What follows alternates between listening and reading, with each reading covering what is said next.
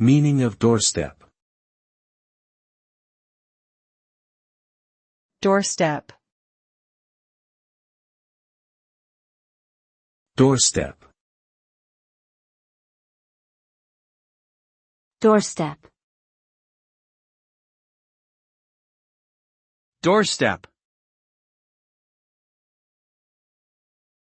Doorstep is a noun that refers to the step or threshold leading up to a doorway. It is typically the first point of contact a visitor has with a house or building.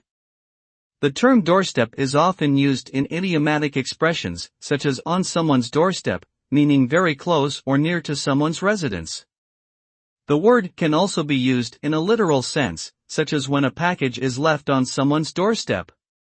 In short, doorstep is the area immediately outside a door, which may have symbolic or practical significance.